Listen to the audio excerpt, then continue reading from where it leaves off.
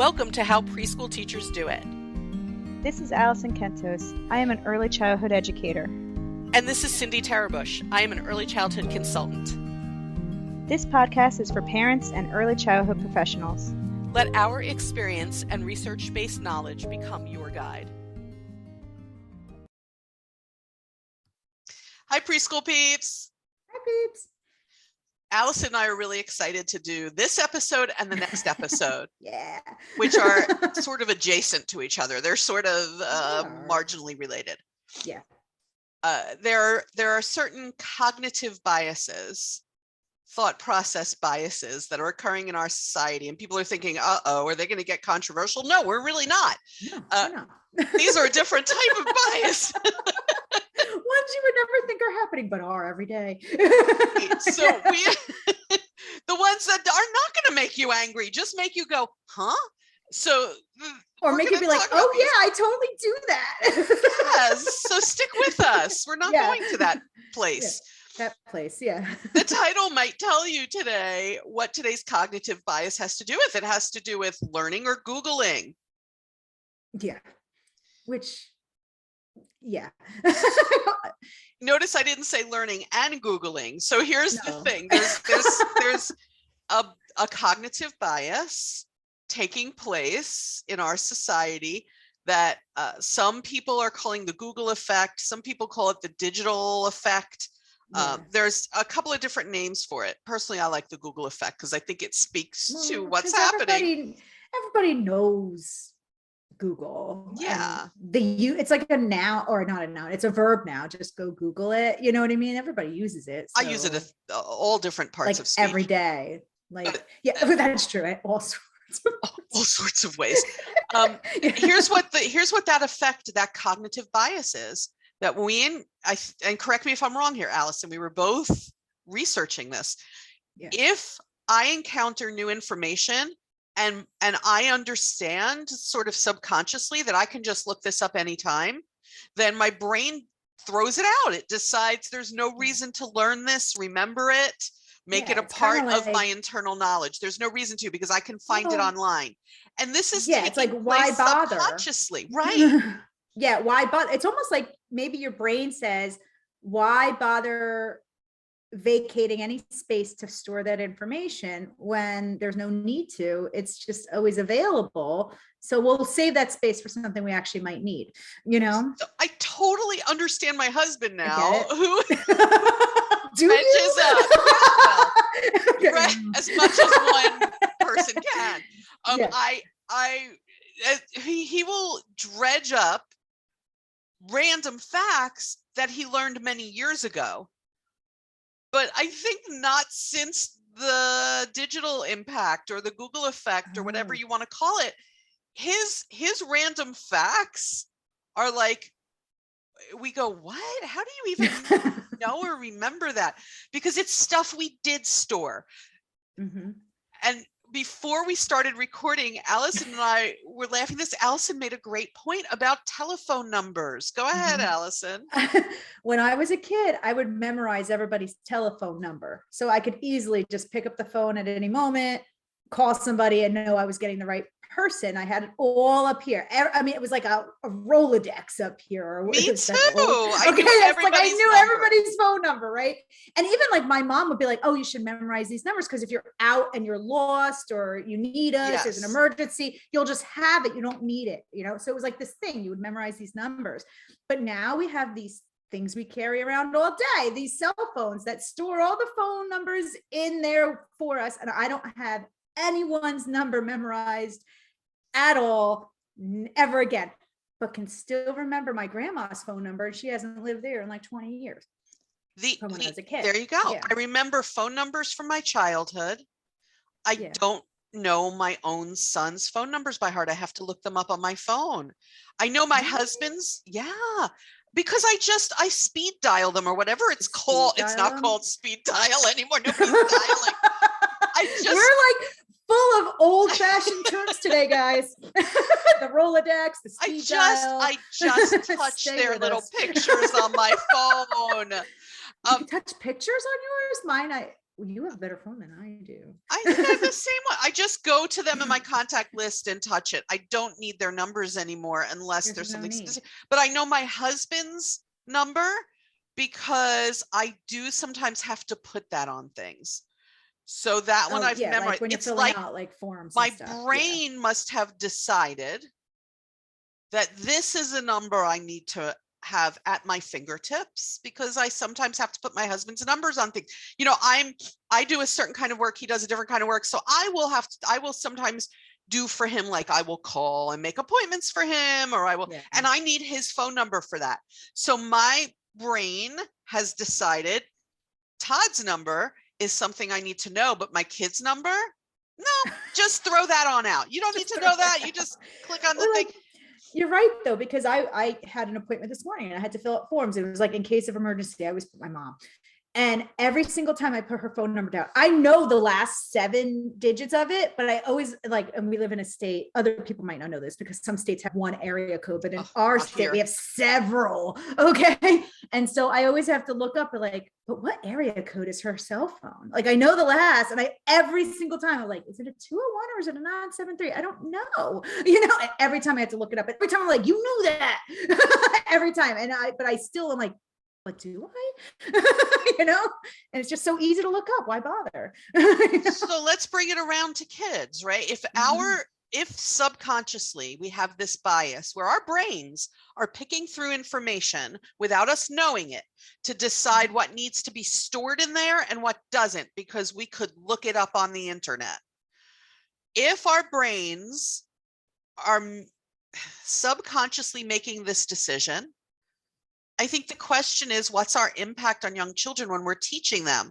If I'm providing them with endless hours of information that their brains are going to naturally start to sort into, you should remember this, you don't need to remember this, because you could look this up, then how should I be spending my time with young children? I should just pause right there and let people ponder that. We need some music. Here's some pondering music. Yes, because if we are still teaching like we did 30 years ago, before, am I right that it may not be before all this existed? Yeah, it probably is. But if we're still teaching in ways that we needed to before all this digitalness existed, the question is why? The kids will know that they can look it up. Yeah. You know, I do not get up every morning and run to a calendar to look at the date. If I need to know the date, I look it up, literally look digitally. I look at my computer, I look at my phone, I look at my watch. I'm looking digitally. Yeah. If there are other things where I'm thinking I don't do it the way that I did maybe 30 years ago, I do it digitally instead. I just don't need to remember as much stuff. You ever see, I guess it's a meme on social media where it's like, how many of these things do you still have in your house? And one of those things is takeout menus, right? Okay, because you don't need to. You don't need to. I think that's one of those things you look things up like that digitally. If I want to find out what the menu is at a restaurant, I look that up digitally. If I want to find out, you can even find out where things are, certain aisles at Walmart, say. If you just. I've also done that where I've looked for a product and okay, it's in aisle H28. It's in stock, and now I can go to the store. Why am I going to waste my time driving there and looking around the store when I could just look all that up? It's there's so much that's just there in your fingertips. It's changed, I think, everything we've done. You know, just your normal routines are different. Think about teaching kids now. Mm-hmm.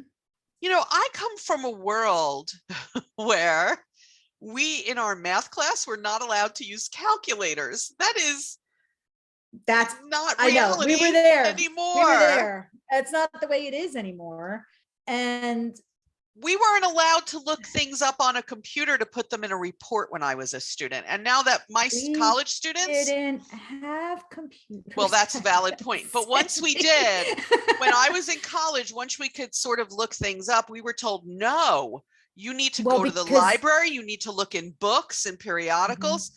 And then it just sort of took over. And now my college students, all of their references are coming from the internet, and that's perfectly fine because that's where it lives.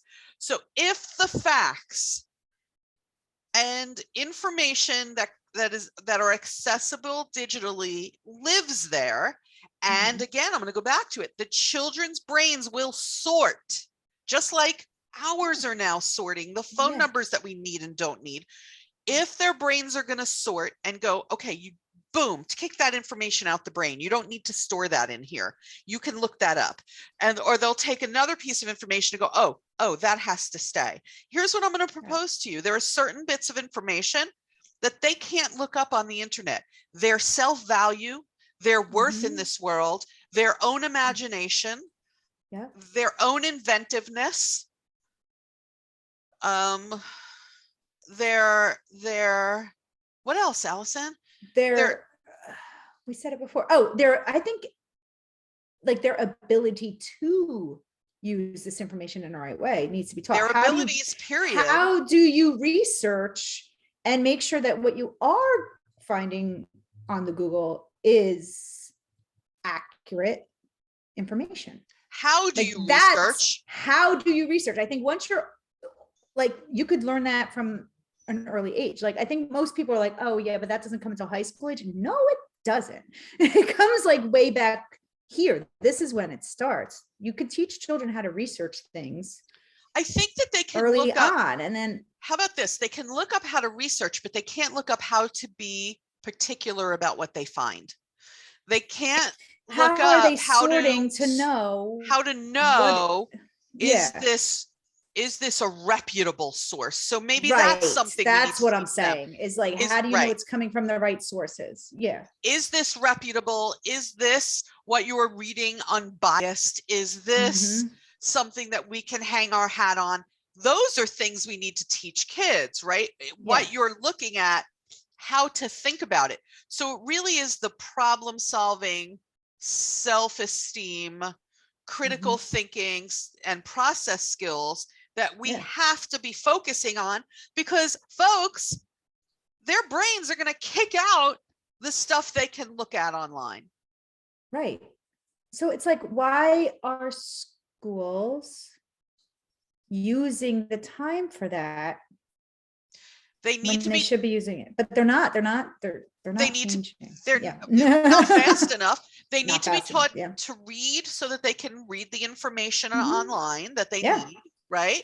They need to be taught math so that they know how to take information that they find online and calculate. And how to use Although it, they can use a calculator, but they need to understand. But you need to know how to input. I think you need to know how to apply some of these things. Like how to apply it. But what if the calculator breaks? Like, I'm going to still need to do my bills maybe. So, but there's buttons on that calculator that even I don't know how to use, because I don't know the math behind those buttons. So I think like you need to know how to what those buttons mean in order to apply them on the calculator.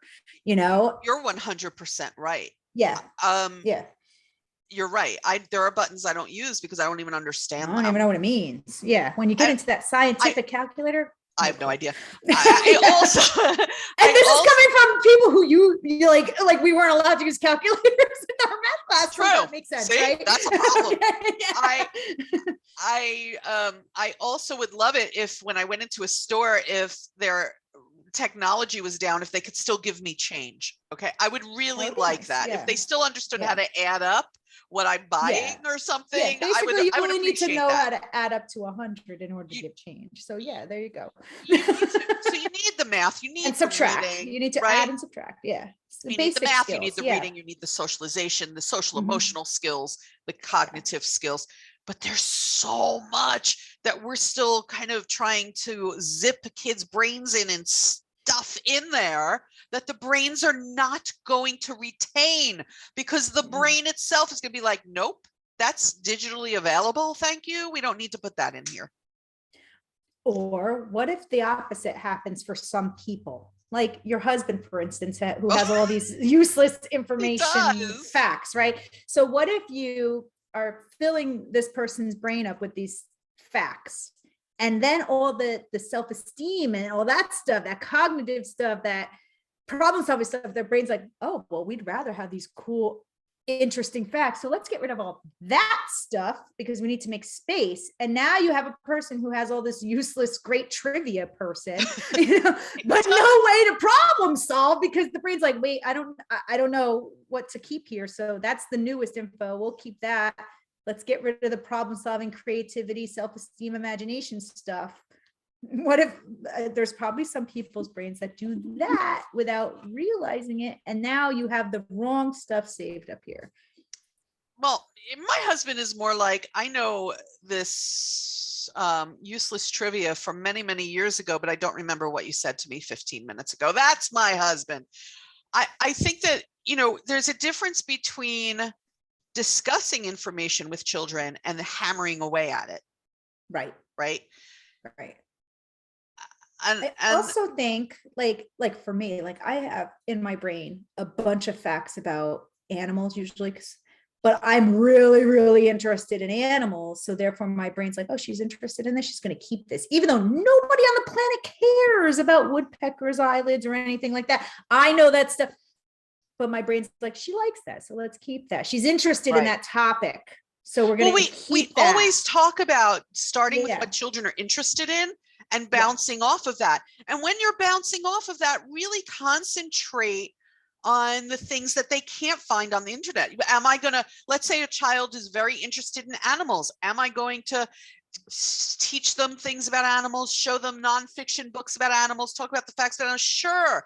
But we need to recognize that this is something they can look up on the internet. They can revisit this really easily. Their brains know that. I don't have to go back 2 weeks later and say, hey, do you remember that fact I taught you about owls? They don't have to. They can go and Google it. Yeah. I hope that this episode gives people a chance to think about, what am I focusing on here? And what information am I trying to get to stick in these kids' brains that they will easily look up online? And so their brains are going to kick it out either now or not too long from now when these kids are on the internet, which happens really young. Alison works in an elementary school. She can tell you how young are these students on the internet. They're at the kindergarten. They're in the internet. Yeah. Learning to independently use the internet. Learning how to use the internet. Yeah, the basics of it, at least in kindergarten. Right. I one time, and this had to be 6 years ago, I would assume. Maybe more. I keep discounting this like year and a half, 2 years that we were in the pandemic when I think about how many years ago. Because so maybe it doesn't exist. Maybe it was like 7 years ago, let's say, or so, that I walked into a classroom. A child asked me a question having to do with animals, ironically enough. And I didn't know the answer because I'm not the animal person that Alison is. And I looked at this child and I said, I don't know. And this kid was like 3 years old, looked at me and said, well, Google it. And that was like 7 years ago. Yeah. And I remember, that brings me to a story of when I worked at the child care center and we were doing a whole unit on animals. And one of the kids asked me a question of like, do monkeys swim? Can monkeys swim? And I was like, I don't know. So I actually took out my phone. I'm like, let's look it up. We'll Google it. They're aware of it. Yeah. I was like, let's Google it. We don't know the answer. Let's figure it out, and that's what we did. And then we knew the answer right away. And it showed like, oh, wow, first off, I don't need to know all the answers because it's right there, and my teacher, who's old, also doesn't know all the answers, but she has resources to give her the answers. Sure. And I've had very young children say to me, is your Google in your pocket? Referring to my smartphone. Yeah. So I think that we have to recognize, if you're sitting out there saying, okay, but these kids aren't looking things up, that may be true, but their brain knows that they can look it up because they're asking me if my Google's in my pocket. Google works. Yeah. They are highly aware that we can find information in this magical place called the internet. Yeah. Which means their brains are probably already sorting this. They're probably already living with this digital or Google effect. There's also, which didn't exist in our time at all when we were kids. So There's much did not. there's those Alexas where my Yes. niece will be like, Alexa, and just Yes. shout out a question, and then the Alexa answers her. So there's not even a need to have a device. It's just, you don't have to like type it in. She just says, Alexa, I want to learn all about the dinosaurs or whatever. And all of a sudden, like, boom, Alexa's spouting off like dinosaur songs. And by the way, You they know? say that young kids say that in classrooms now where there is no gadget. So they think that they just think this voice yeah. is like everywhere. It's the voice of God. Like, I have actually yeah. explained to preschoolers that the voice is not in this room, that it comes from a gadget in your house. And I've told them to go home and ask their parents to show them where the voice comes from. So they think facts, this young generation, it isn't even maybe about Google. They think facts are just some disembodied voice in the air. Yes. But I also wonder if now, and this might be a topic for another episode, is can they delay gratification? Because my niece, if she wants to dance to a song, she just goes, Alexa, play this song. Boom, it comes on, she dances, she's done. But if that doesn't work and she's in my house, which there is no Alexa in my house, so, and she gets frustrated that she can't get immediately what she wants. All right, so I'm going to propose to you as a preview to maybe that future episode. I'm going to propose to you that none of us can delay gratification, and it doesn't even matter what generation we were brought up in. And I'm just going to leave that right there. I'm writing it down. Okay. But I feel like we maybe could delay when we were kids more than, say, my niece. Maybe slightly, but we're not talking about a whole lot. And if you need evidence of that, let's talk about things like Easy Pass to get you through a toll plaza. But we'll get to that. We'll get to that. Thank you. We'll get to that maybe in a future episode, but not the next episode, because in the next episode, we have another cognitive bias to talk to you about, people who work with, raise, and care about young children. Something else for you to think about. So I hope you'll spend this week thinking about, how does this digital/Google effect that's happening without us even knowing in our brains impact where I need to emphasize my talk, my work, my purpose of having conversations with young children. And we're just going to kind of leave it right there, preschool peeps, I think. If you have thoughts about this, you're welcome to go to our website, to the contact page. And when you do, you go on our website, you may see a new feature that we are building. We are building an area for members, and it's happily not going to cost you anything. That wasn't the goal of doing this. Right. We wanted to help to create more of an interactive community. We get a lot of contact information from those of you who are listening, but there isn't a lot of interaction between all of you. And we've been thinking long and hard, Alison and I, about how can we do that? And we realized that we can have an area in our website that you can opt into if you would like. That was the point for us, that you can opt into it. And in that area, there will be things that the general website doesn't have. And all you'll need to do once you log into it, you go there, I think on the upper right of the website, it says log in, and then you join, and you'll set up your login. And when you log in, you're going to see some features on the website, like a blog that we're going to start writing. We just set it up, so there aren't really articles in there. If you go there now, there's nothing there yet. But we are working. We are working on putting the norms, the behavioral norms for that blog in there. We have some information in there, but there's some things that Alice and I are going to work on revising or updating or adding.